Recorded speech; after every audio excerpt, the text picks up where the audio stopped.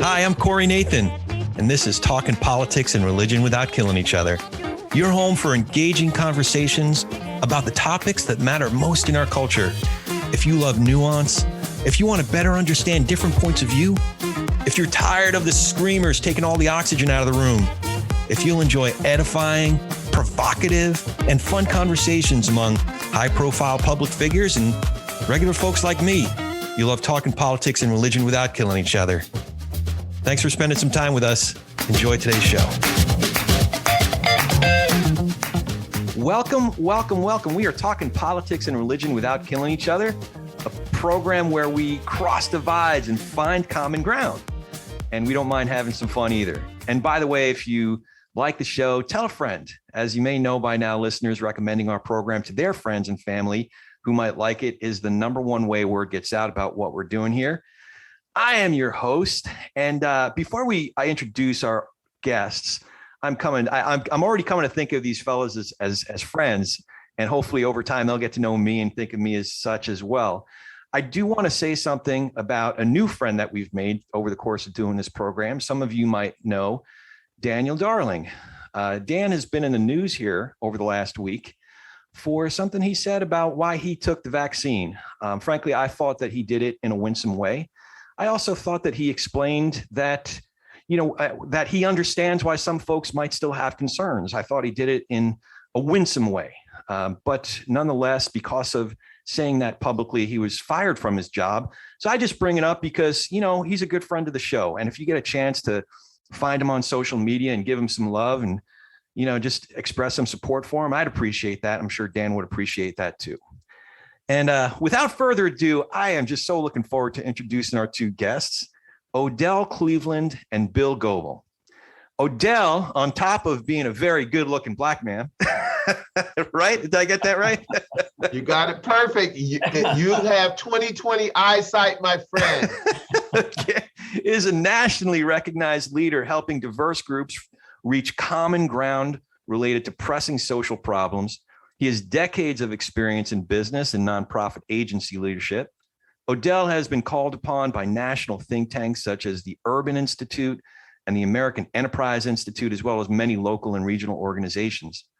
Bill Goebel is the owner and president of Impact Solutions.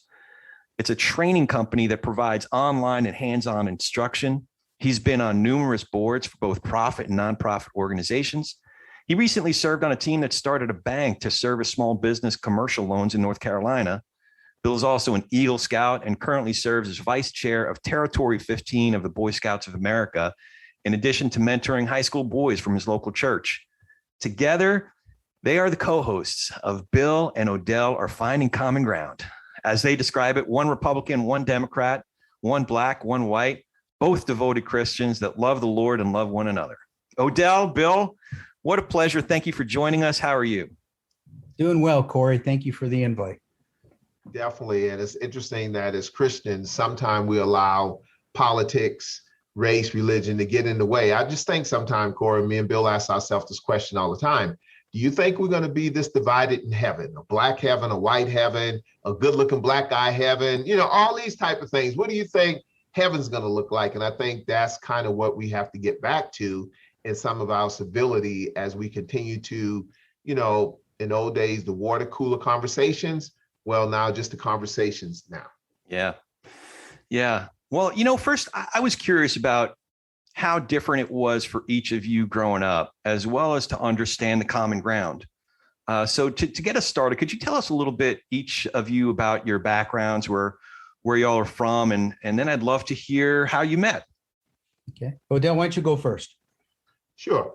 Okay. Now, I grew up in Charleston, South Carolina. In the 60s. I was born in the 1960s, one of the most racist cities in the country. We fought our way through integration. We lived in public housing, real poor, divorced single mother of four.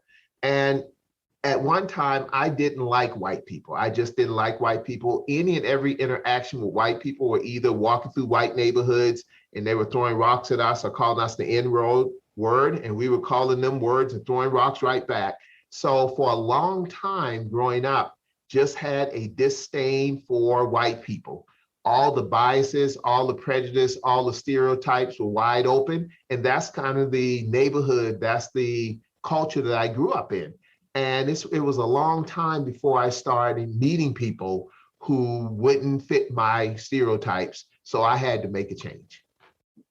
And I grew up in a town outside of Cleveland called Parma. It's about 120,000 people. I was the oldest of 8. My dad was a fireman. We had 66 first cousins within walking distance. Wow. And it was a big clan. And my grandfather was a councilman in town known as Grandpa Joe. And my dad was a fireman. My uncle was a policeman. And so if you're growing up, you had a lot of people that knew your name. And if you got in trouble, your parents knew it before you got home. So, but growing up, we were kind of sheltered because of the way our culture was. You know, my life evolved around school, which I wasn't very good at, sports, which I was okay at, and Boy Scouts, which I was pretty good at.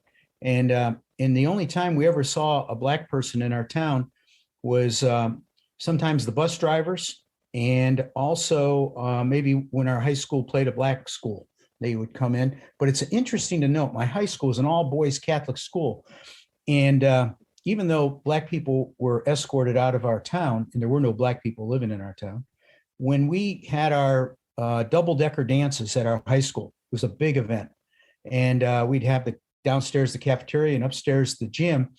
And we would bring in the Four Seasons.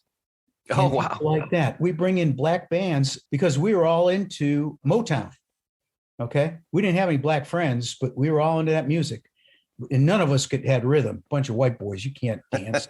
Can't even jump. And Odell's laughing pretty good there. Yeah. Yeah. Now, I was curious too about your professional trajectory. Something that caught my attention, Bill, is I was looking up where you've been over the course of your career. You served as a congressional aide to Charles Vanek of Ohio's 22nd district.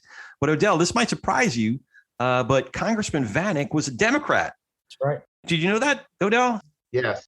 Bill, I was curious, were you a Democrat back then, or were you already a Republican just serving in a Democrat's office? The Democratic Party back then was like the Republicans. They were very conservative, and it kind of switched. But it's interesting how that happened.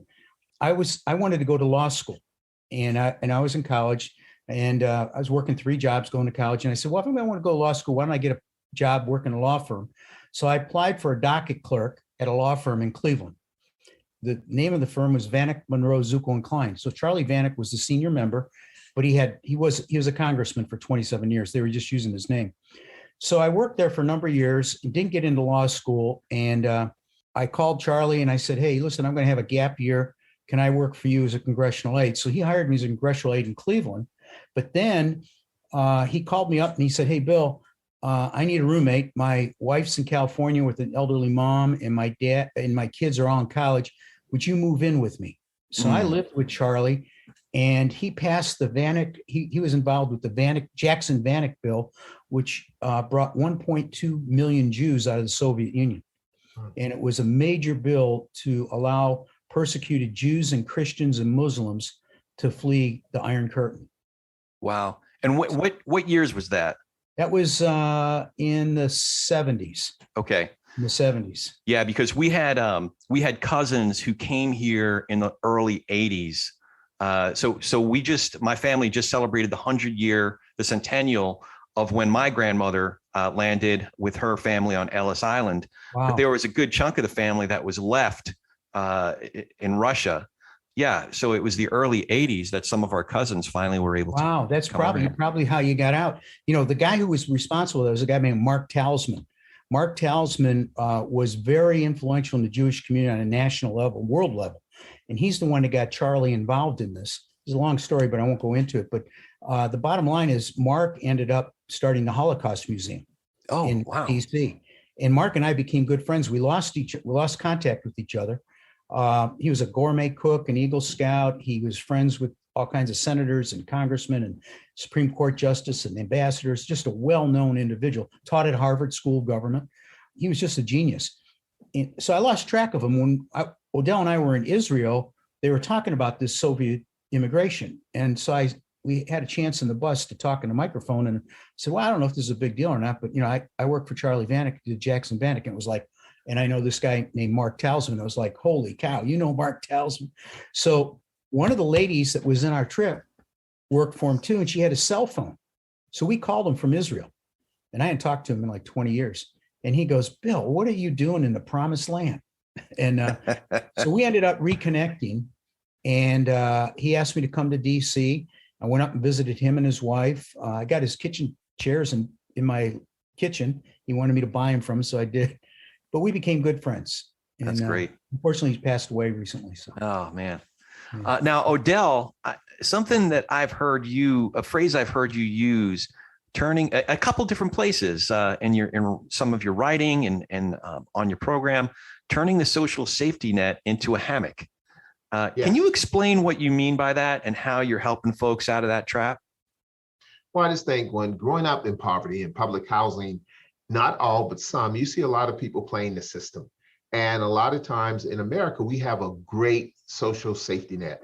You can get food stamps, you could get housing, you could get WIC, you can get so many things for free. But if you're not careful, you start relying on the government, you start relying on the system, and it's almost like you kind of relax. Just like if we go on vacation, to relax, you get in a hammock. Well, if you're not careful and turn that safety net into a hammock, then all of a sudden you just have so many problems. You get entangled, you get ensnared, you get entrapped, because it's not designed to be a hammock. It's designed to be a safety net. Get up there, do the best you can. If you fall along the way, it's there to protect you, but you can't live on it. You can't have 2, 3, 4, 5, 6 generations that everybody in the family live in public housing. Everybody in the family is on welfare. Everybody in the family is on this. And I'm not judging. I'm not judging. So I'm not sitting here saying, oh my God, listen to him. No, I'm saying the American dream is there.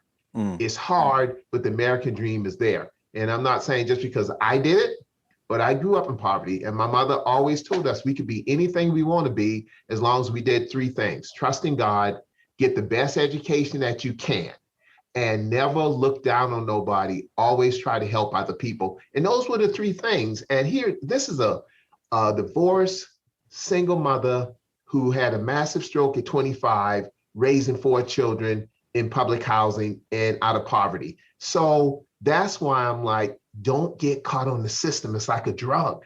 It's like a drug that if you're not careful, let's not spend all our time, whether you're white, you're black, whatever, trying to figure out how can I get the next check? How can I get the next free something?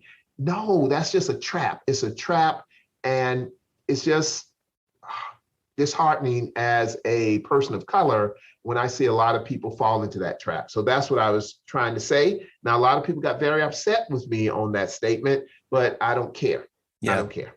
Well, one of the reasons I asked that question is as I was learning more about your respective backgrounds, it's easy to say, well, Bill's a Republican, Odell's a Democrat. And a lot of times we have the habit of saying, okay, well, but now I know all I need to know about these folks.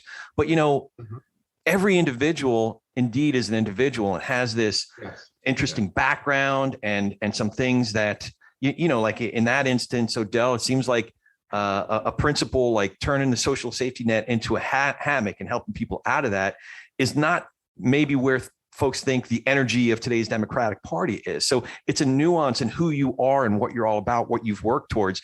And Bill, working in a Democratic congressman's office earlier in your career is not something that might come intuitively because we have no memory and we get locked into tunnel vision about who we think people are. So I really appreciated that about each of your background. Now, even knowing a little bit about that, I'm curious. I'm curious how you both met. You come from very different places and have very different political dispositions. How did you all meet? It was Christmas trees. Christmas trees. Yeah. Okay, that there's a story. I'm sure there's a story there. Come on. We do, our high school kids would do missions trips, and there's a church in Allentown, Pennsylvania, and real drug-ridden area. And this pastor would go up to northern New York and pick up Christmas trees, a whole tractor trailer, and give them away and have a big festival in the street. So we would go up and help them, load them and give them away. I started thinking about it. I said, well, why can't we do that in Greensboro? So we ended up one year getting Christmas trees from them. And I needed a place to distribute them. And I wanted to distribute them in an area that people that need them would be. They wouldn't have to go far. So someone told me I need to talk to this guy, Odell Cleveland, on welfare reform. And I said, okay, I think I've heard his name. And so we went down there and visited, and Odell wasn't there, but a lot of pictures of him. So I knew he was a good looking black man. And I said, I got to meet this guy. And, you know, he was busy and I was busy. We never met. And we went to give the trees away. And lo and behold, they didn't show up. And I had put out a flyer and we had hundreds of people waiting to pick them up. And it was raining out. And so I was scrambling. I got some people to donate a few trees. I collected some money, but we didn't have enough for as many as that we had lined up. So I was running up and down the street, explaining to everybody why we didn't have it, but if they needed them, we'll get them one and get their name. And this guy pulls up and this woman's driving him, and he rolls down the window. And I said, I'm telling him, I don't have any trees. He goes, no, I'm not looking for a tree. I said, well, who are you? And he says, I'm Odell Cleveland. And I said, oh, you're the big shot. He goes, no, the one driving the car is the big shot. His wife. That's how I met him. Oh, that's great. That's great. Yeah. And you know, it's interesting that Bill is that guy. We were leaving, he said pictures on the wall. He's referring to newspaper articles and all this kind of stuff, because a big part of our program at that time was to show people how to get from point A to point B. That yes, I grew up poor. Yes, I was trapped in the social safety net, all this type of stuff, but you can get out of it, because a lot of times people would rather see a sermon than hear one. And I got calls from my staff saying, hey, the guy with the trees, some things happened. So we were on our way back from Washington. I think it was some event we were either doing with the Bush administration or the Obama administration. We got invited up. So we were coming back. I was tired. My wife decided, okay, you're not driving well. You need to go sit in the passenger seat. Let me drive. And when we got there, we saw Bill, and just his passion, just the passion, Corey, of this guy saying, listen, I'm gonna make this thing right. And I'm like, wow, I don't know who this guy is, but I want to get to know him better. And then years later, we had an opportunity to meet again he invited me with the Boy Scouts. You know, do I know somebody want to serve on the Boy Scout Council? And I asked him a couple of questions and ended up serving. That's great. That's great. Now, Odell and Bill, we're going to get into some politics and religion in a second. But before we do, I'd love to give folks a sense of what you're both doing nowadays. Bill, you have 30 years in senior management and in the business world, and very active in the Boy Scouts, as we've mentioned. Odell, you're the chief administrative officer of a large and growing church, in addition to having a book coming out. Yes. Come Walk With Me, and a sought after speaker. Can you fill us in about all that and all you're involved with currently? Well, currently what we're doing, of course, I am the chief administrative officer of a large church, African-American. Well, I should say 99.9999999% African-American, because of course, Bill can come, Corey, you can come, anybody can come to the Lord's house. But, you know, lately, COVID has just been so tough. So think of it like this. We were a house of prayer. We were a house of worship. Well, we had to turn, because at the time, the governor would not allow folks to come in and have services because COVID just started. So we had to turn this house of prayer and this house of worship into a house of service. So we started doing COVID testing. We started doing flu shots. We started doing food giveaways. We started doing COVID vaccinations. So I think when it's all said and done, we did close to, with our partners, about 10,000 COVID vaccinations. We're still doing COVID testing. So we started doing all those things. And in the middle of all of that, gentlemen, COVID funerals. We have so many challenges in the state of North Carolina around COVID funerals, because what we did, we had to do them real fast. And that's totally against our culture. So we have a lot of mental health challenges out here now, because people were doing graveside services. We couldn't have but so many people inside at one time, and everything had to be fast. It couldn't be singing. Bill couldn't come to the Black church and stay for 5 hours for a funeral. You know, none of that. Bill couldn't do any of that, Corey, at all. So those are the type of things that we're going back now, mopping up, trying to fix. But now we have a variant coming along. And so we're burying a lot of people. I guess the truth of the matter is the health disparities that we read about, the statistical analysis is real. And when they say people of color, we're burying people of color. Wow. Wow. Well, what I'm doing now is I started another company. It's a fractional CFO. It's called Focus CFO. Basically retired CFOs that want to work 1 day or 2 days a month. We farm them out to small companies that couldn't afford a CFO of that quality. And in a day or two a month, they can really help a small company going forwards. So I just started that and getting that off the ground. And the other thing is with scouting, I've been serving on a committee to change the culture of the Boy Scouts business operation for the next 100 years without touching the Scout oath and law. Wow. And so we put together a program called the Polaris Method, and I've trained 27 consuls. We've got 280 in total. So we've got a team that goes out, and I'm part of the team. Obviously, COVID put a halt to that training, but it's coming back. And then Odell and I are working on this little thing called a podcast. Yeah. And we'll talk about that. Bill and Odell are finding common ground. So I would like to ask you about that. Now, as mentioned, one of you is a Republican and one of you is a Democrat. Both of you love the Lord and believe in the authority of Scripture. Have you discussed yet how you can both be reading your Bible, both be taking it seriously, both be taking it as God's word, and yet you each come to different political conclusions despite having the same frame of reference for so much of your decision-making and worldview? Yeah, definitely. And the thing about it is that in a lot of cases, it's similar conclusions. I'm Black, of course. I'm a Democrat, been a Democrat my whole life, and very conservative, always been conservative. At one time, I endorsed a Republican for Congress. There's another gentleman, he was a young up-and-comer, no one knew about him at the time, and he was a evangelical white Republican pastor. And he came in and he asked me, can he sit down and talk with me? We talked, and he asked again, just some more. Then he asked me, would I support him? Well, I did more to support him. I endorsed him. It was all over the news. It was the newspaper, and I got so many calls. How can you, a Black leader who's a Democrat, endorse a Republican and your endorsement is probably going to allow him to win? And it's like, no.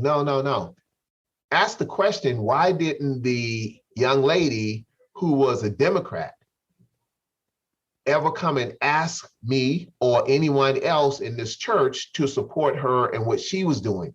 Because a lot of times what the Bible states, and when I interpret from these scriptures, is one thing.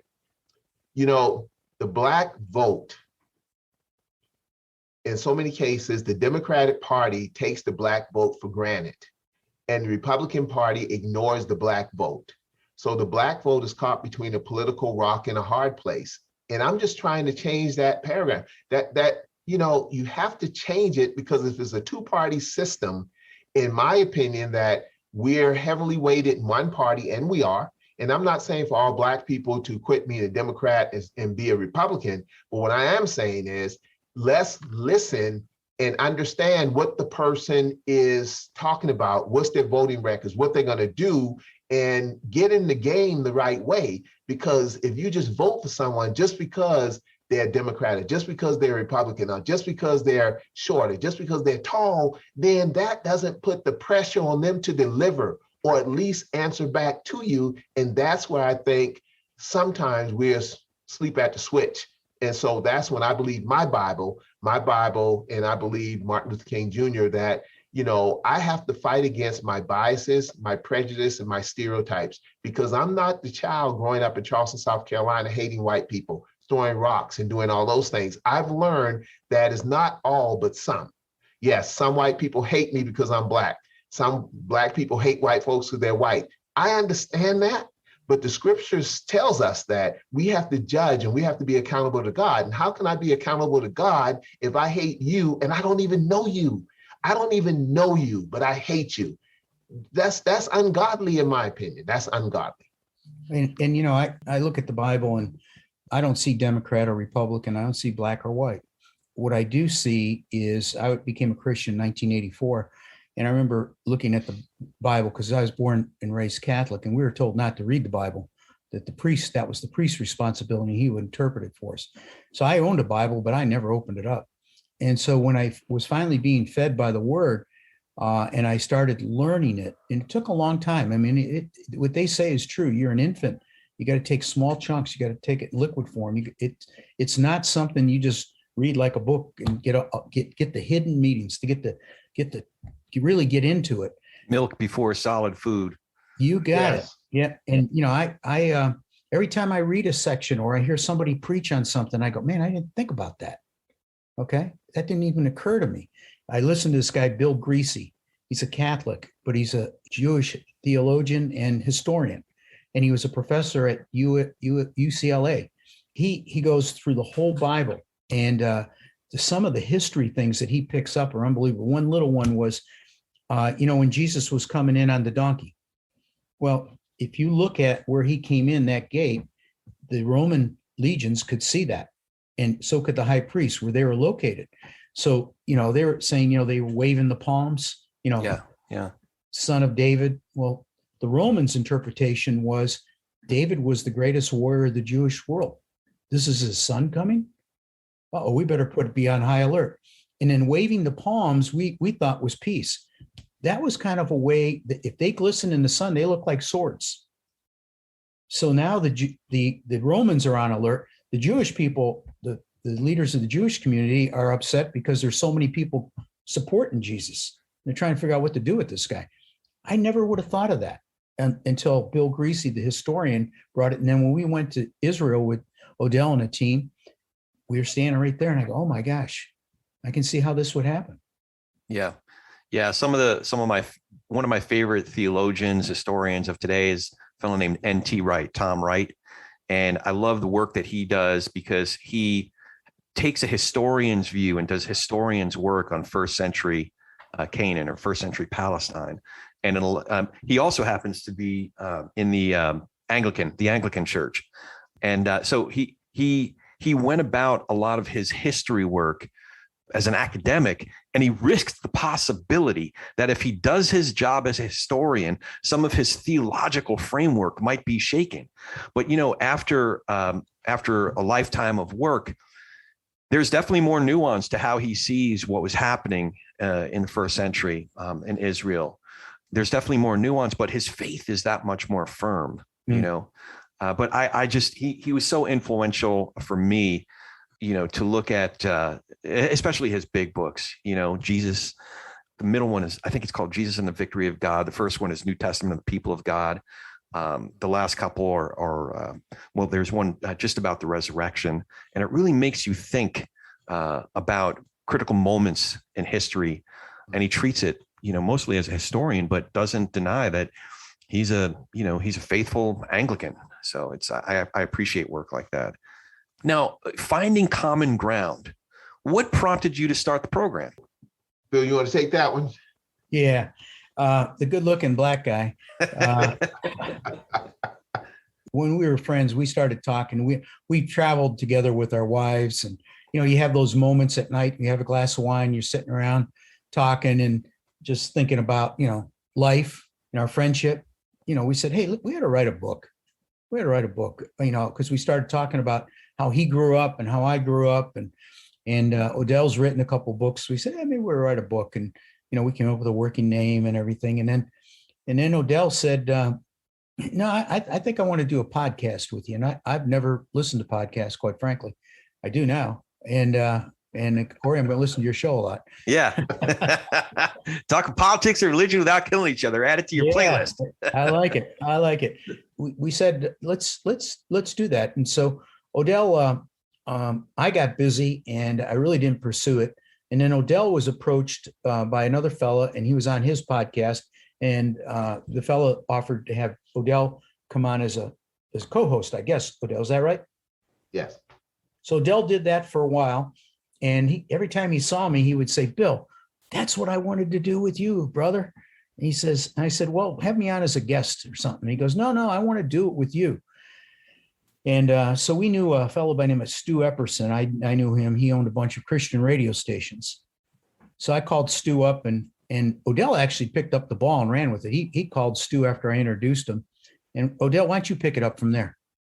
Well, it's just, when God, it was early 2000, 2000 and late 2018, early 2019. And I'm like, Bill, these conversations that you and I are having as friends, other people need these conversations because there's a lot of people who are good, Black, good, white, and they want to talk, but they don't have permission to talk about things that they want to talk about. And I went on the gentleman's TV show, got invited to that, did well. Then they're like, hey, man, we like what's going on. Do you want to help co-host this podcast we plan on forming? Said, okay, no problem. And I did it. And it was more of a Hannity and Combs type thing. Good people, though. Nothing wrong with them, just good people. However, my friend is Bill, and it was different. So I said, okay, I want to go ahead and start one with my friend Bill. And we started that one. And then the other one kind of went by the wayside. But it's just an opportunity to sit down and talk about things that we see differently. And the feedback that we've been getting from so many of our loyal listeners is like, listen, I just love that. Now this allows me to talk about this with my Black friend or my white friend, or I never even heard nobody just be as candid as the two of you all talking about race. Because, race makes people uncomfortable. Just talking about race makes people uncomfortable. It's like you don't even know who's going to overhear you, that kind of stuff. And we talk about it boldly and as truthful and honestly as we can. Yeah, you are definitely equipping the saints, and you were going there.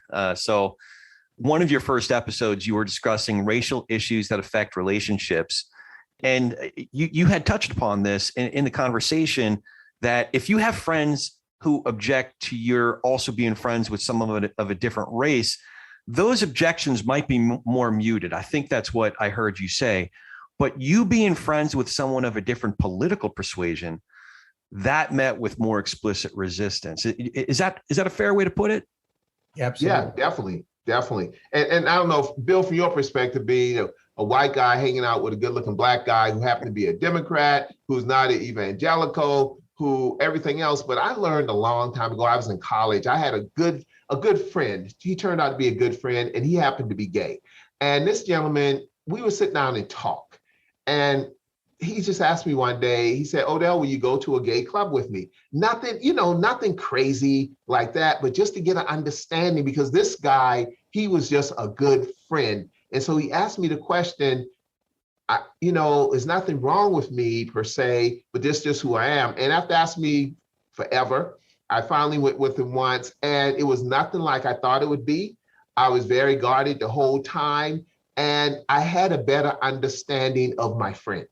I had a better understanding. It didn't change my views on being gay, straight, anything like that. However, it helped me understand better about my friend. And then we had a different platform to talk about it.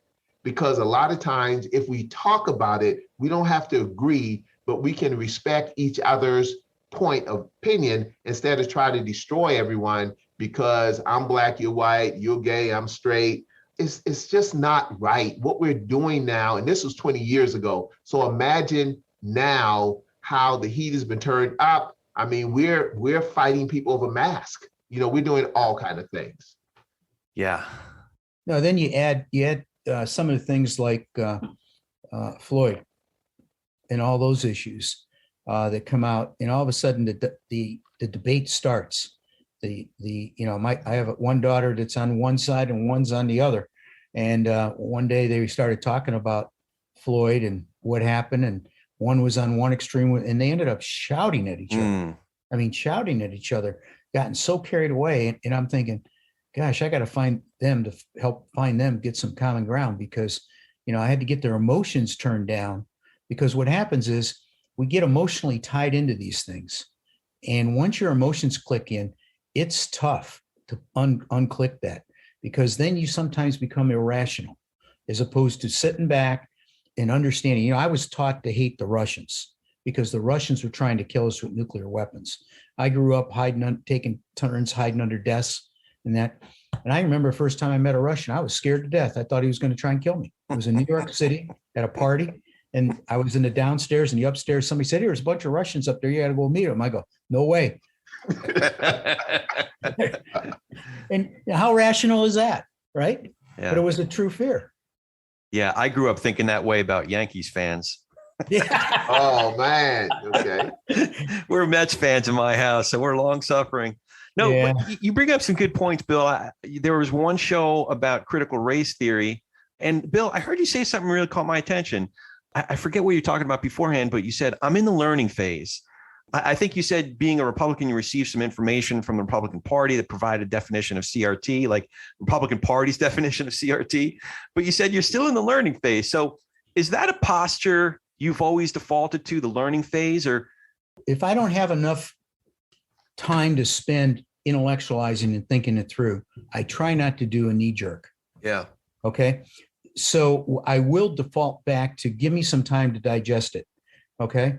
And, I did go online and find out this thing's been around since the 80s. yeah, And now it's being used as a political football. That's what I think, because I get to see the Democratic version of critical race as well. And I'm a member of the NAACP, which all my Republican friends go, "What in the world are you doing?" And I said, "Listen, if they're people, I need to understand where they're coming from. I don't always agree with it, but from critical race theory, from what I heard on the Republican side, is irrational. And I don't think it makes common sense. And I haven't talked to a teacher that teaches it. I haven't read the full book of the fellow that really wrote about it. He came and spoke in a school system here in Charlotte. They paid him $25,000. Holy cow. It was like, what are you doing? You're bringing the devil in and you're paying him money. So, it's that kind of, when I hear those kind of comments, I kind of step back and say, I need to take a look at this in a more rational manner. And that means I got to listen to podcasts. I may have to listen to a book. I may have to read a book. I'm not a big reader. I listen to them more than anything else. Read articles. So friends like Rabbi Joshua Ben Gideon, I told him I was struggling with that. I need to understand it. And he's been shooting me some articles. Odell has a great perspective on it that really helped me, because we were at a Rotary Club, and they asked him two questions. And one was about critical race theory. And he talked about being on the Arc de Triomphe, going around in a circle. He'll share that story. And then he asked him, why did all the black people applaud when O.J. Simpson was acquitted? Yeah. That's I get uncomfortable with questions like that, because it's almost like asking Odell to speak for every person of color in the world. Like, okay, so it reminds, I mean, it's not the same exact thing, but when I started going to church, we belonged to this big Southern Baptist church here in town. And word got out that I was, lifelong Jew, observant Jew, and I had become a Christian. So I often got these questions like, why do all you Jews ...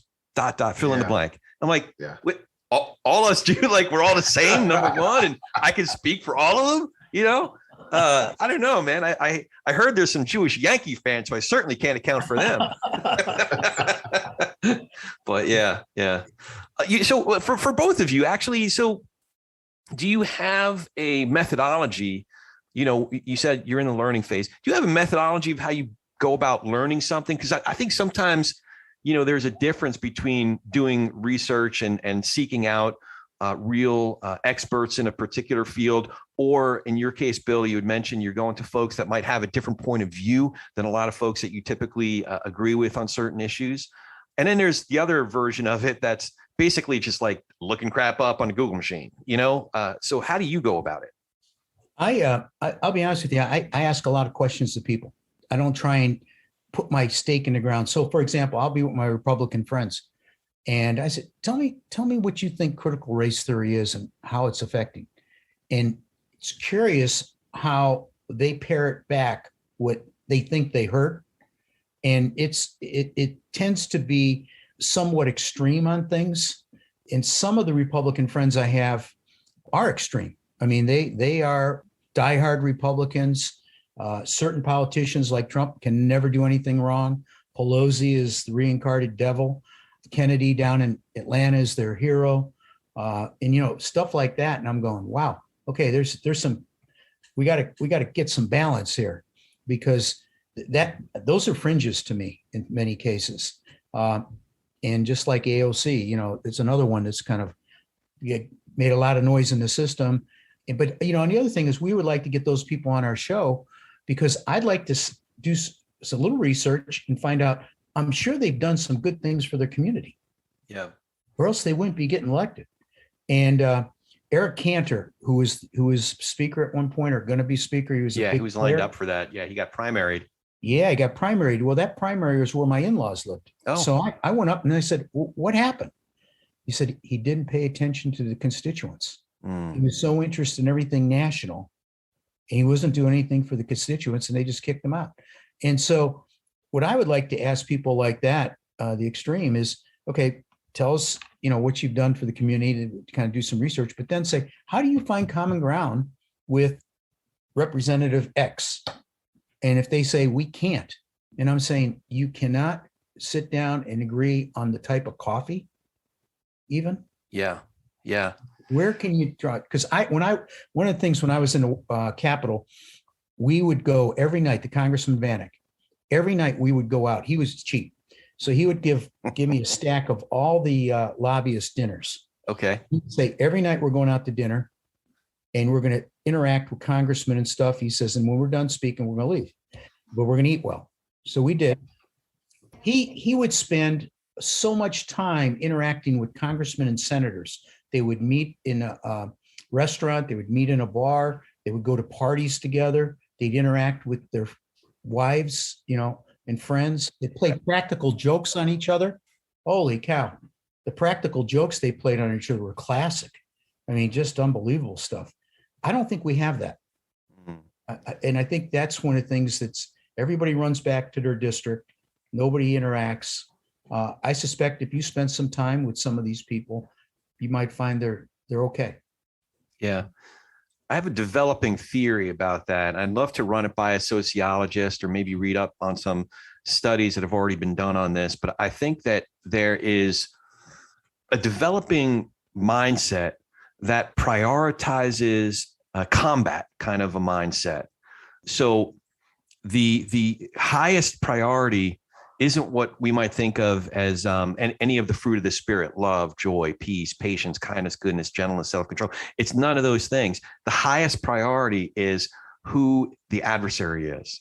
And sometimes the adversary is defined very loosely as anybody who has one drop of a thought that agrees with the adversary, the progressives,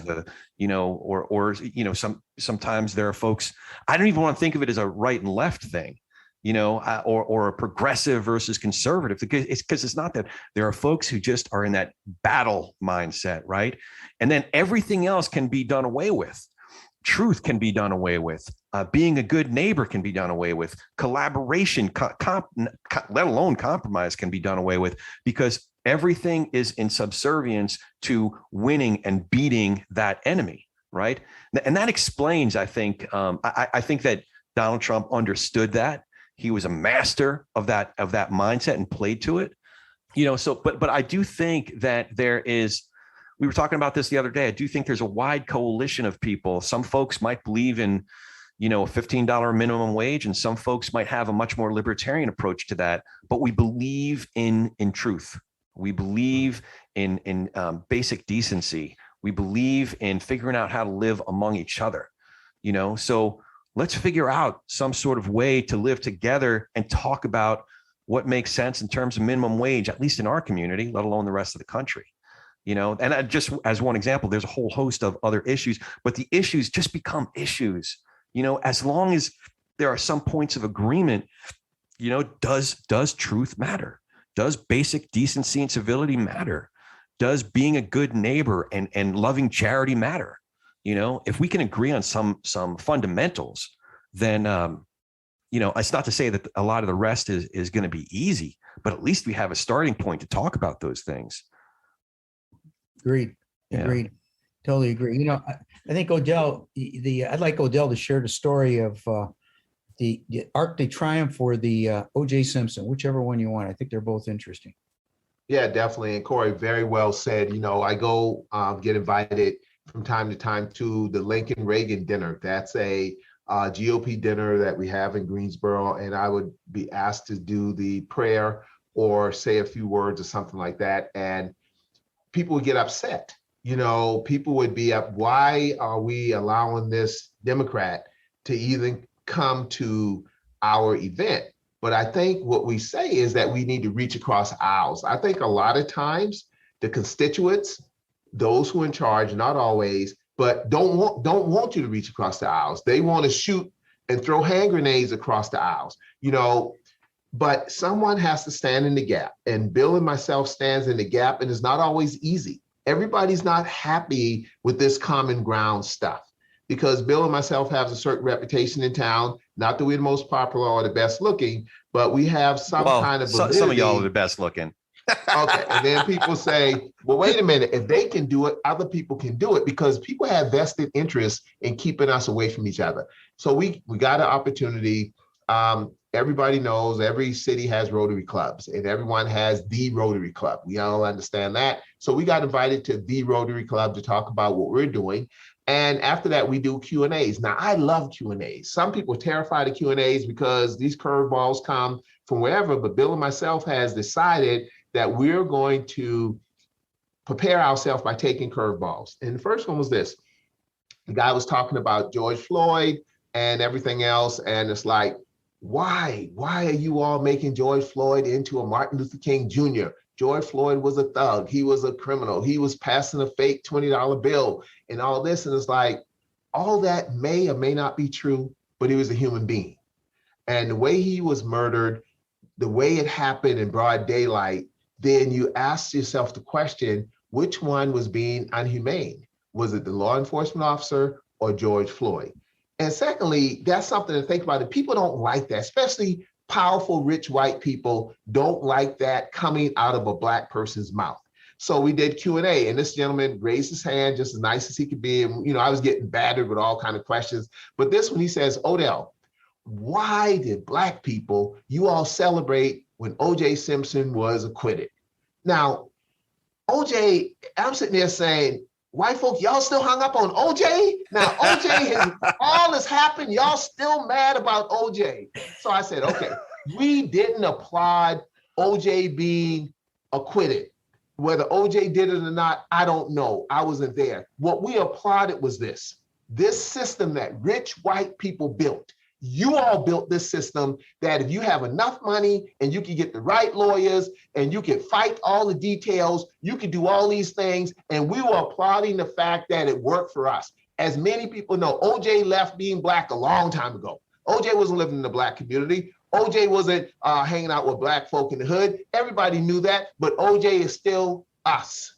And that you had a system that worked for us, because a lot in America, systems don't work for Black people. It doesn't work for us the way it works for white people. So this was a system built by and for white folks, and O.J. Simpson had the connections, the money, and everything else to utilize that system, and it got him the results that he needed. Many of us, we get to the point of saying, an attorney, a lawyer will be given to you, appointed to you if you can't afford one. So what kind of representation do we get? We didn't get the O.J. Simpson representation, but that's the way it is. And the guy looked at me like, oh my God, for 20 years, I'm mad because I thought you are applauding O.J. killing Nicole and the other young man. And I still laugh when I think about Cato, but that's a whole nother deal, But he was upset. He's upset with me for 20 years because I'm Black, and he felt, because you could feel it. You could feel it coming out of him that, why did you all applaud OJ? We didn't applaud OJ, man. We applauded the fact that for once, a Black man beat the system. And I know that sounds horrible as a Christian. I don't know, put my disclaimer in here, I don't know if OJ did or he didn't do it, but that's what we were applauding. And I talk about race a lot. Bill mentioned the whole idea. One of the things why race and critical race theory is so hard and so difficult. Many of us grew up with this silly game called red light, green light. You know, in the South is a big deal. I don't know how it was on the West Coast, but the red light, green light thing was the person in charge was called IT. So it controlled a lot of the movement. Well, we went from this thing called race on a red light, green light perspective, lessons we learned on our grandmother's porch about Black people or about white people, all this kind of stuff. Then we went to this thing called an intersection. An intersection was a little bit more complicated because it had a red light, we understood that, but it had a yellow light that meant wait, and then it had a green light. We understood green light meant go. Now, when we get grown up, now we're dealing with something like the Arc de Triomphe in Paris, France. Bill and myself, our wives went there. Now you have a roundabout. Yeah. You have a roundabout, a different culture, a lot of entry, exits. It's no red light, green light. It's not a game. It's no intersection to say red, yellow, or green. You're out there, and you get out there and has all these point of entries and exits. And that's how it is with race right now. You can get ran into, and the signs are in French, so you can't even read it. They're not in English, so you don't even know what's politically correct, what's not correct. And a lot of people having a lot of problems saying, take us back to where it once was. But in Paris, it's not going back to the way Americans want it to work. And America, the country that I love, we have some racial baggage that we don't want to deal with, and we won't deal with it. So now it's dealing with us. Yeah.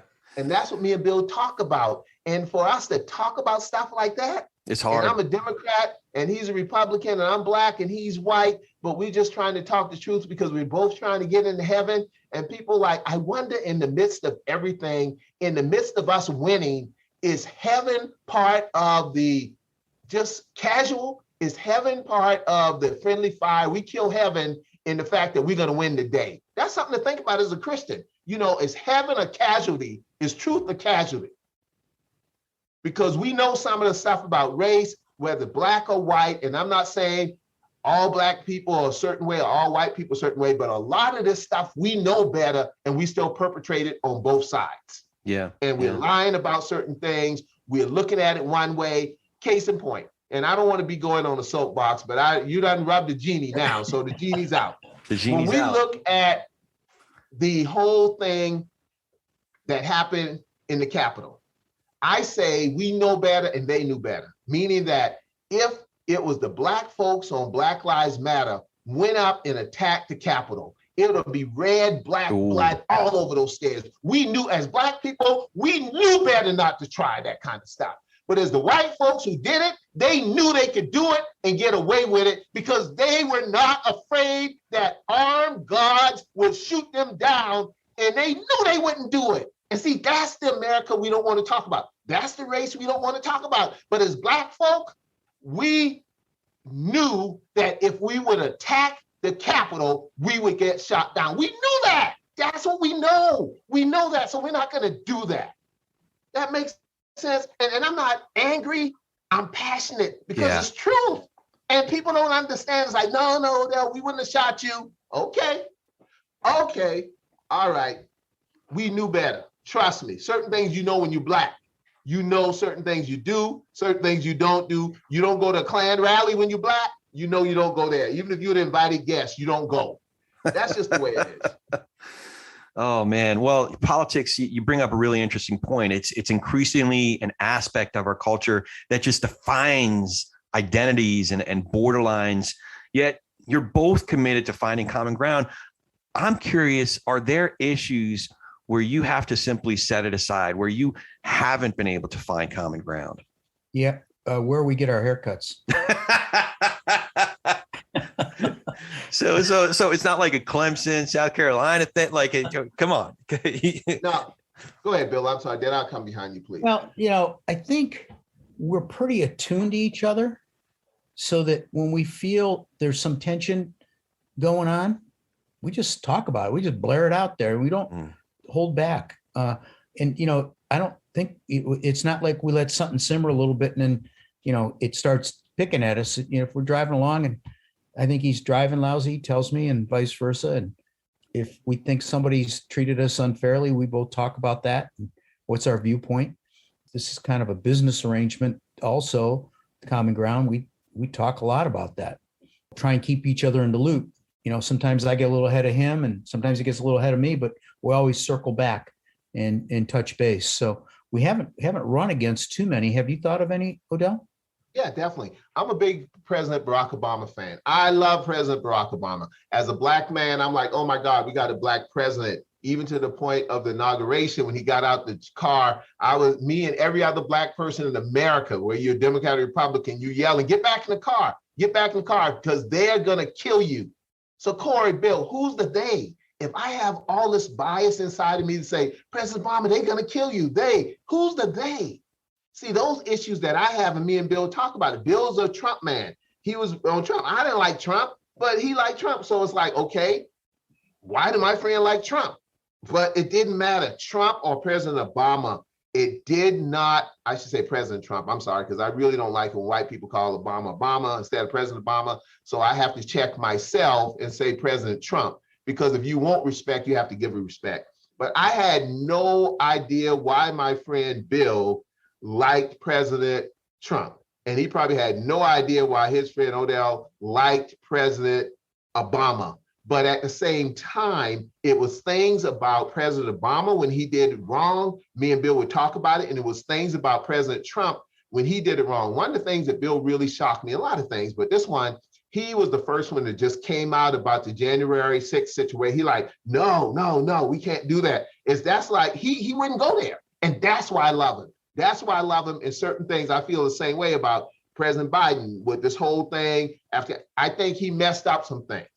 I'm not judging. It just could have went better. So we have to call a spade, and we have to go from there. Because when Bill came and because a lot of white people, Republican I knew, well, it wasn't a attack on the Capitol. And I'm like, see, we're lying now. Yeah. We're lying. So we can't talk if you have a reality and I have a reality. Bill, do you remember that moment you came and you were just going off about what happened at the Capitol? Yeah, it's interesting. We at our hunt club, we had a kid up there, Charlie something.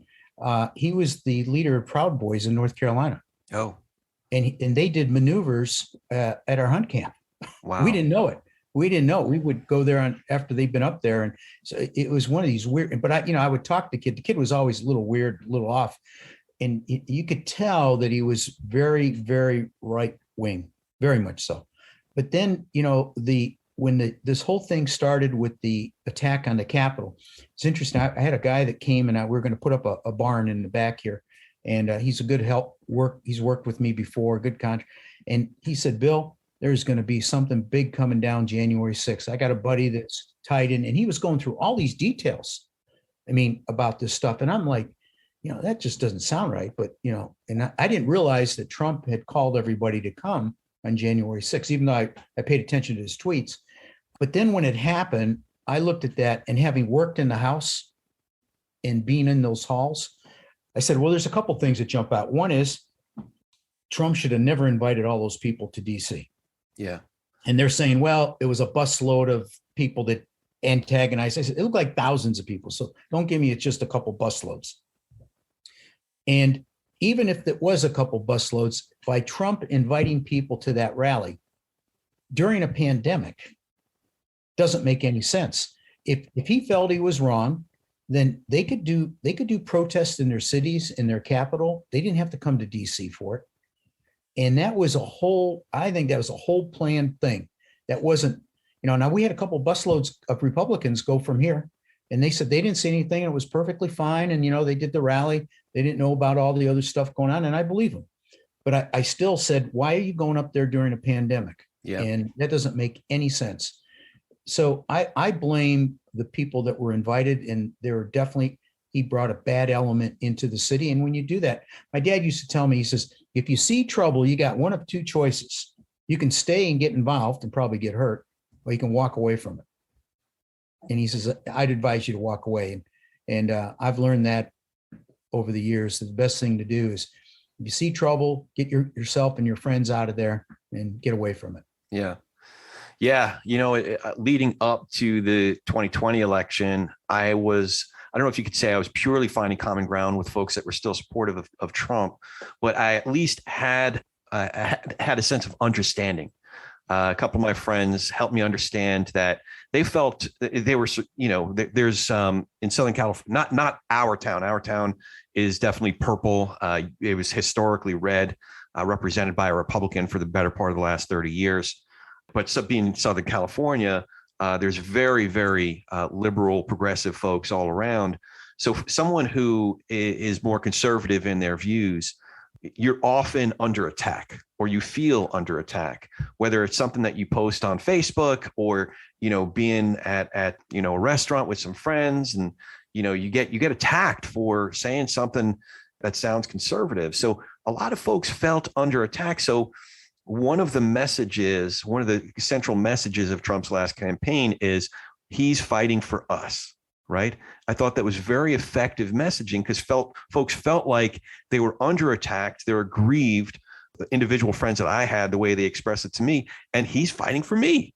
Again, going back to not quite as bad as that combat mindset, but when you feel under attack, when you feel folks are castigating you just because of where you stand on certain political issues, man, you just want somebody to fight back for you. But then, leading up to January 6th, I did think that there were I was actually grateful that all those lawsuits went through. I thought, most of them were frivolous, but I was grateful that those election challenges were brought, because we learned, a lot of us who were paying close attention learned a lot about the election system, learned a lot about the judicial system. I gained a great appreciation about the conservative legal movement. In fact, really gained appreciation for them, thinking that they were a lot of the heroes. Trump appointed judges were some of the ones that ruled definitively on certain cases. But by the time he got to January 6th, Trump lost a big ruling. I think it was December 11th. And then December 12th is when he sent out one of those tweets about January 6th. It's going to be huge.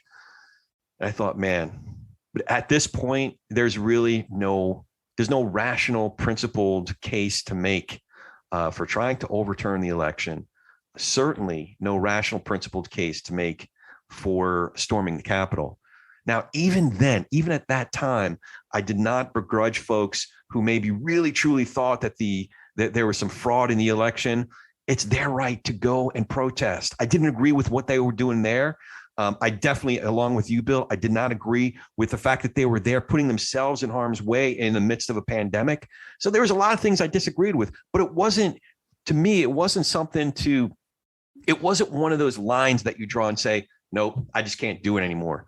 But once you got folks that are storming the Capitol, once you got folks that are taking flagpoles and beating policemen with it, and violence is breaking out, and defecation in the Capitol, and just certain times when I hear when that is happening, and I think it was in the Senate chambers, and they were invoking the Lord's name in a prayer under those circumstances.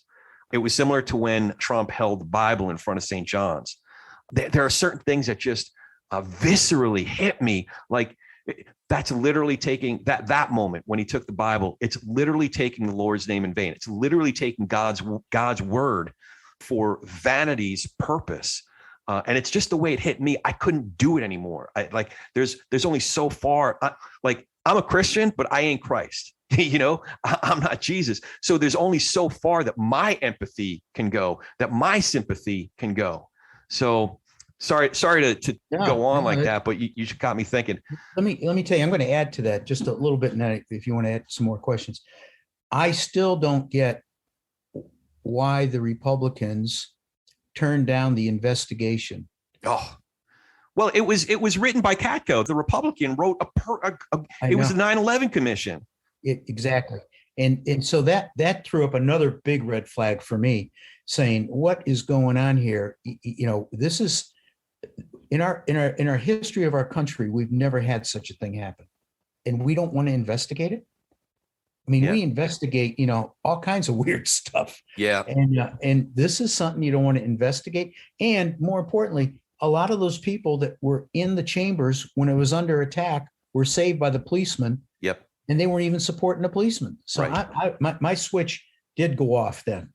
Well, January 6th, that day, I was in the car and I turned on First, it was the Will Cow majority. There's some guys I listen to. Some of them used to resonate with me, but now I listen to hear, hey, is this one of those moments? I thought January 6th was one of those moments like 9/11 where we could all come together and agree this is bad. Can we just come together as Americans and say storming the Capitol violently is bad? But that day, the last 15 minutes of Will Cow, the first 15 minutes of Hannity on the radio that day, I heard the beginnings of the talking points emerging. One talking point was, where was your outrage when? And it was, they were looting in Portland and Seattle. Another one was, many people are saying it's actually Antifa dressed up as Trump supporters. Mm-hmm. So there are a couple of talking points that were already emerging, and then even beginning to whitewash it. These are peaceful protesters. But the biggest one that really troubled me was, well, what did you expect? So on the one hand, I don't agree with folks who question the integrity of the election. If that's still what they believe, I just don't think they're paying attention. Certainly not paying attention to the Secretary of State in Georgia and the lead elections official in Georgia and all the processes and all the cases that were brought forth. I just, and if anything, gained more appreciation for those systems. But folks who, they're stuck in that mindset, that's fine. But what did you expect? What did you expect? So they're justifying continuing and perpetuating this belief that the election system is there's fraud in the elections. But what did you expect reminded me, and this is a little bit harsh, but I was once in a situation, a good friend of mine, veteran, was in Iraq in the early 2000s. And a buddy of mine from church were called over to his house, and he was suffering from PTSD, and he had become violent. The kids had already left the house and went to their neighbors, but our buddy was there, and the wife was there, and he was going through waves of moments where he would settle down, and then suddenly like a light switch would be turned on and he'd go into a rage. And we had to restrain him from violently abusing his wife. And one of the things that he was saying is, well, what did you expect? In other words, you made me this angry, right? But listen, that's a multi-layered issue. PTSD is real. Mental health is real. But the excusing abusing your spouse, violence against anyone with what did you expect? You made me do this? No. That's how one of those talking points resonated for me. When that was going on January 6th, I was jumping around between Fox and CNN and America Now Network or something like that. Yeah. OANN. Yeah. Yeah. And it was interesting that Fox and CNN were covering it live. OAN had Giuliani given his dissertation on why the election was fraud. They didn't cover it hardly at all. And I was like, what? Yeah. I mean, that's a whole other, it's another issue. But, so you're part of the media now. So I think that, being media savvy as consumers of media, the democratization of media and social media can be a good thing or can be a bad thing. I think that the platforms themselves are neither here nor there. It's how we consume it as consumers and how we use it as folks that have the blessing of having a microphone in front of our face. So we can be part of the media. We can be independent media outlets that are contributing something of value, contributing to Tikkun Olam, to God's redemption project, or we can be tearing it down. I hope more often than not, I'm on the former and not the latter. So I'd love to ask you fellas, we've talked about so much and covered so much. At this stage of your lives and careers, what are you hoping to achieve, whether it be personally, professionally, for your communities, for your church, your country? What are you looking to do at this stage of the game? Well, Corey, one of the things that I want to do, I figured I'm on my second to last leg, writing a book now called Come Walk With Me. I have a grandson, and I'm talking to him about who he is, where he's from. We can trace our family back to what plantation they were on in a little small county called Abbeville, South Carolina. that prides itself on being the birthplace and the deathbed of the Confederacy, and leaving there, going to Charleston, South Carolina, and the whole thing of the Civil War. I mean, this is just stuff people don't want to talk about. We call Charleston, South Carolina, my hometown, the antebellum, Disney World. It's like tourists come from all over, not all, but some. And it's like they want to see Going with the Wind. They want to see the slave quarters. They want to see where the slaves were sold. And one of the happiest days in my life is when they took down this huge statue in downtown Charleston of John C. Calhoun. John C. Calhoun was from Abbeville, South Carolina, the place where my ancestors were enslaved, and the town that they grew up in, where they would hang black men, lynch black men, and stuff like that. All that stuff is real. And it hasn't been that long ago, had a black college, and they burned the college down to the ground. And a lot of people got killed in the college back in those days. And when people do the stereotypes of Black people are ignorant, or Black people are lazy, or Black people don't want to do this, it's like those stereotypes and their biases, they're not true. They're not true. But nothing hurts, in my opinion, like when Black people go at each other, whether they're Republican or Democrat, and call each other names. And Republicans say, well, you on the plantation, stuff. You've heard that before, that kind of stuff. But at the end of the day, when Dylan Roof went into Mother Emanuel's church, premeditated to start a race war, Dylan wasn't concerned whether you were Democrat or Republican. Dylan said, you're Black and you're in the most powerful institution for Black folks in America. That's the African American church. So Dylan Roof understood exactly what he was doing. He understood exactly the outcomes he wanted, but Dylan didn't understand the Holy Spirit. Dylan didn't understand God. Dylan didn't understand forgiveness. Dylan didn't understand all of that. Now, if it was me, could I do it? I don't know. But I'm just saying that when you saw President Barack Obama in church with everybody else, and my friend who I endorsed and supported, a white Republican congressman, was in there too, singing Amazing Grace. That's the best of America. Mm-hmm. Well, in the midst of this tragedy that someone planned that wanted to divide America, want us to go at each other, we're in there singing Amazing Grace. God, that's all we have. God bless America. God save America. That's all we have. So that's what I want to do in my last days. I just wanted to say, well done. Well done, good and faithful servant. Well done, my good and faithful. I know you got arrows, but guess what? Well done. Yeah. Because I don't know how this is going to end. Everybody don't like me and Bill. Everybody don't, as far as I know, Bill, we haven't got an invitation to come to a Klan rally yet, have we?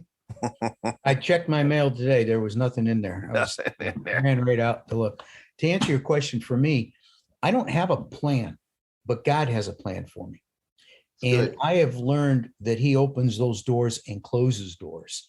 And I can give you a couple examples of where, I was in I really didn't like homeless men, and he put me in a homeless men's ministry. Mm. And then he closed that door, and he put me in with high school kids. And I did that for 16 years. And he closed that door and he opened up scouting. And that door keeps opening and opening and opening. So I keep going through it. And when that door closes, will I be upset? Probably not, because I'll know that, okay, God, I'm done. You've got me done with that. You've got me to do something else. And obviously God has Odell and I on this podcast thing. So that door keeps opening up and meeting folks like you, Corey, to share this with. So I don't have a plan. And I know it sounds trite, but God has a plan, and I just try and pay attention and go through those doors. Yeah. Well, Corey, one thing Bill told me once that really just shook me a little bit. I don't think he knew how much it shook me. He said, Odell, 5 years ago, me and you couldn't have been friends. Me and you couldn't have this conversation. Bill, and I didn't dig into that, because once you open the door, you don't know what's in there. But I asked him now on national podcast radio, but Bill, what in the world did you mean? I got to be honest with you. You were so good looking. It scared the hell out of me. That's funny. Well, I got one piece of business, one question, and one more piece of business. So one important piece of business. Could you tell me about Youth of North Carolina? Yeah. Odell is on the board with me. It's a nonprofit we have that raises money in North Carolina. You can go to the website, www.youthofnc.com, and donate if you want. The money's used for youth organizations and youth events. Last year, I think we got close to $60,000 and gave it all away. We have no overhead. We don't have any employees. Everybody's a volunteer. I think we paid $500 for a bookkeeper. Maybe that's it. And the money we fed about 12,000 people. Wow. And we bought blankets and we bought clothes and we bought all kinds of stuff that we did. That's great. Youthofnc.com. Mm-hmm. Okay, so here's a question. Do you have any questions for me? I do.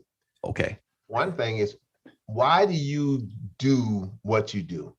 Because what people don't understand, this work is hard. This work is hard. And with social media and anybody and everybody can get to you, it can be somewhat dangerous too. But certain people, we out there doing it, we don't know who's coming up to us, talking to us. We don't know what question is going to be there. Bill and myself, we pride ourselves on curveballs. Sometimes curveballs hit you in the head, so why do you do what you do and reaching out to us? And I just want to say thank you, but I just want to know the why, because you don't have to do this, my friend, and you do it well. Thank you. So when Barack Obama ran the first time in 2008, I really liked John McCain. And then Sarah Palin was picked as his VP. I like the idea of it, a Republican that bucked her own party, had some executive experience, kind of balanced out John McCain. It sounded good. And then she opened her mouth. And I couldn't understand why so many of my friends from church really, really liked her. And it goes back to that thing of somebody's fighting, everything that she just got, like there was a lot of stuff that she wasn't ready for the prime time. She was just talking out of, excuse me, the expression, talking out of her butt. She didn't know what she was talking about, but then there were other times when she was really in the zone. When she was in the zone, it was when she was combative. Everything, the people who didn't agree with her were the enemy, and we're the real patriots, and that whole mindset. And I thought, man, this is the world that we're in right now. So it's really troubled me. And I thought, can we contribute just one little bit? There's a story of salt granules in a salt shaker. Maybe you've heard this story. And the salt granules talking to each other. And man, there's this creature that comes and shakes our home. And every time he shakes the home, some of our brothers and sisters leave and they're never to be seen again. And some of them are just really worried about it. And there's one old granule who's he's okay. He kind of knows what's going on. It's okay. It's okay. And it comes and shakes and they're going crazy. Oh, it's going to be me pretty soon. Oh no. Aren't you afraid, old salt granule? Aren't you afraid it's going to be you? Yeah, it might be me. Maybe not. But I know it's going to go on. I'm going to go into that can of soup over there, that pot of soup. And, maybe I won't be the same, and they said, but doesn't that bother you? Doesn't that bother you? You won't be you anymore. He said, I might end up in that pot of soup on the next shake or the shake after that. And I might completely disintegrate, but something, if I go into that pot of soup, that soup's never going to be the same. I'm going to add a little flavor to that soup. I'll do just a little bit. So I don't know if I told that story too well, but I know that we just have this one humble program that we're doing, and some other stuff I'm doing in my life. And I just want to be that one little salt granule. I want to be a part of the conversation. I feel like we're doing something good here. We're bringing, a good looking black man and a white gentleman together, and one Democrat, one Republican together. And we're having conversations across these what used to be borders, Wow. Religious borders, political borders, just all kinds of, we just want to reach across those borders, and we want to have these tough conversations. And I welcome tough conversations, but we want to do it, we kind of jokingly say without killing each other, but in an edifying way. Can we just be just a little bit of salt in the culture? That's why I'm doing it. So I appreciate you asking. I hope this is not the last conversation that we have. So before we go, can you tell us how we can find out more information about your wonderful show, Bill and Odell Are Finding Common Ground, and how we can find each of you? Sure. They can go to our website, www.the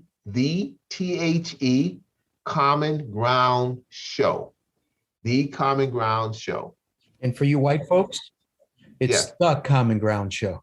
The Common Ground for Show. white folks is the, for black folks is the. So it's the Common Ground .show. Yes. Great. Well, I so appreciate you doing this. I'm glad to get to know you both a little bit better. I feel like I've made new friends.